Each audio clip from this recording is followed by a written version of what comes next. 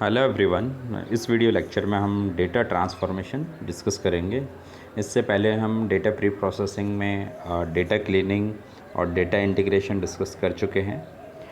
Data transformation का मतलब एक फॉर्मेट से दूसरी फॉर्मेट में कन्वर्ट करना होता है।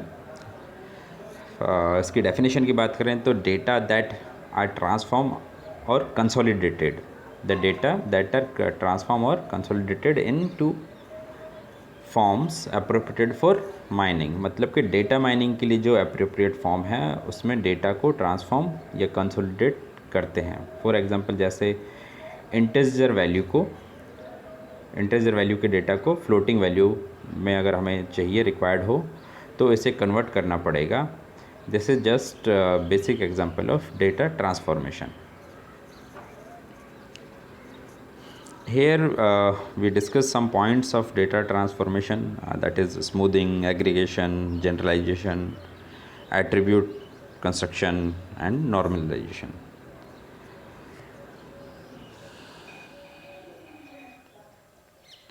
स्मूथिंग की बात करें, इसको हम पिछले लेक्चर डेटा क्लीनिंग में भी डिस्कस कर चुके हैं, जिसमें नॉइज़ी डेटा बिनिंग के द्वारा डेटा को किस तरह से स्मूथ कर रहे हैं। उसमें हमने बिनिंग, क्लस्टरिंग व रिग्रेशन के माध्यम से देखा था कि डेटा को कैसे स्मूथ किया जाता है।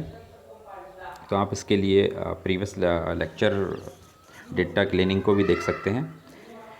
एग्रीगेशन की बात करें तो it is used for constructing the data cube. मान लीजिए कि सुपरमार्केट या कंपनीज़ के प्रोडक्ट की पर डे की सेल का डेटा कलेक्ट कर उस डेटा का एनालिसिस किया जाए। मतलब कि डे टू डे सेल से पूरे मंथ का डेटा मिल जाएगा, फिर उसको हम एनालिसिस करें। इसे वीकली, मंथली या ईयरली भी ले सकते हैं। We discuss data cubes in detail in our upcoming lectures with OLAP. Generalization, it is use to transform the data to lower level to upper level. For example जैसे हम address fields में अगर lower level की बात करें तो street जो attribute है उसको अपर लेवल सिटी में मैप करें, या फिर सिटी को उसके अपर लेवल कंट्री में मैप करें। That is transformation to lower level to upper level. This is generalization. Attribute construction का मतलब है कि जो एट्रीब्यूट हमारे डेटाबेस में नहीं हैं और उन्हें ऐड करना है। This process is also known as transformation of data. Normalization, या दूसरे शब्दों में कहें तो रेंज की बात करें तो यह -1.0 से 1.0 या 0.0 से 1.0 हो सकती है। हमें रेंज इसमें डिसाइड करनी होती है when we transform the particular data.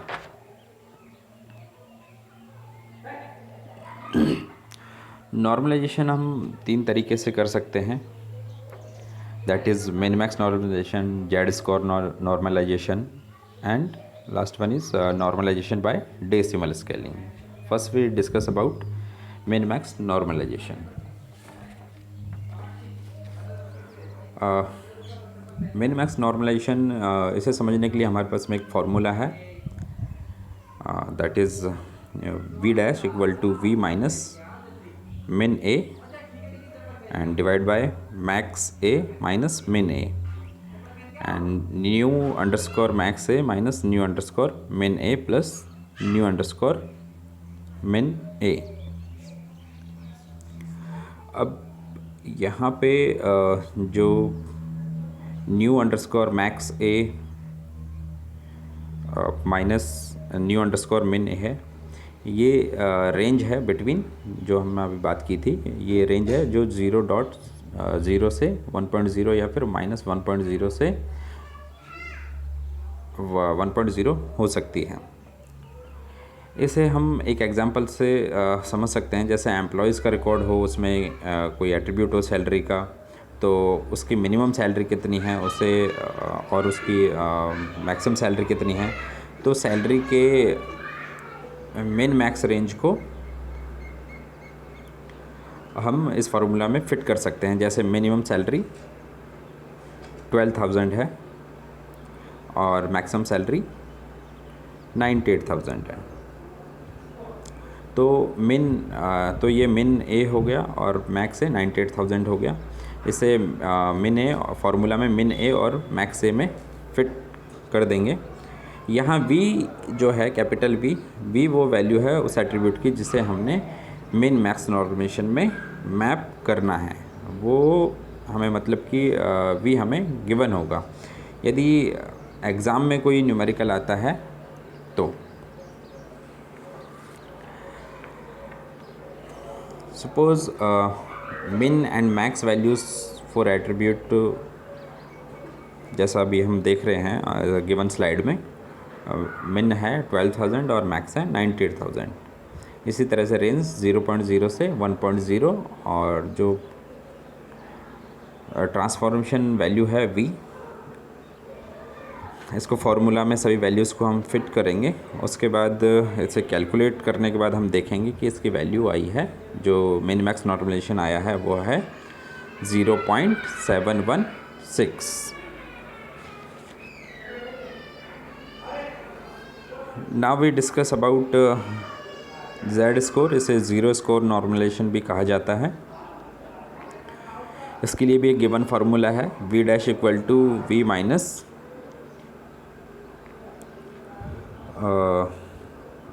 A, V minus ए।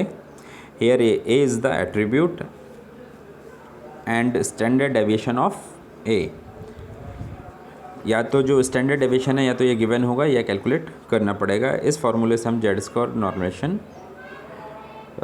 ले सकते हैं। जैसे यहाँ पे v जो है वो 73,600 है और जो हमें एट्रीब्यूट a मिला है वो 54,000 है और उसको डिवाइड किया गया है स्टैंडर्ड डेविएशन ऑफ a से और हमें मिला है जो जेड स्कोर जो मिला है वो है 1.225। इसी तरह से नॉर्मलाइजेशन बाय डेसिमल स्केलिंग निकाल सकते हैं v dash equal to v और 10 की पावर j। यहाँ j है वो एक इंटीजर वैल्यू है, एब्सोल्यूट वैल्यू है जो less than max value of v dash है। मतलब v डैश की जो मैक्सिमम वैल्यू है उससे कम है, that is less than 1। Suppose that the recorded value of a ranges, जैसे उसकी वैल्यूज़ ले सकते हैं हम -986 से 917 और that is apply. Now we apply the decimal scaling to normalize in this formula v dash equal to v divide by 10 की power j। तो j की वैल्यू एट्रीब्यूट की वैल्यू में कितने डिजिट हैं उसके अकॉर्डिंग होगी। जैसे -986 में 3 डिजिट हैं और 917 में भी 3 डिजिट हैं, तो जिसमें भी मैक्सिमम डिजिट होंगी वही j की वैल्यू होगी। तो दोनों में ही -917 में भी 3 डिजिट हैं और 917 में भी 3 डिजिट हैं, तो j की वैल्यू क्या होगी 3 होगी। तो इस फार्मूला में हो जाएगा -986 और 10 की power 3, that means -986 divide by 1000 that is equal to -0.986।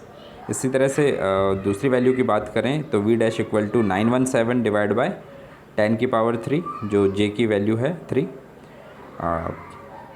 Equal to 0.917। This is decimal scaling normalisation.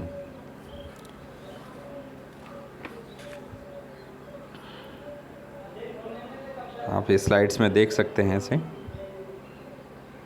So thank you for listening and watching this lecture.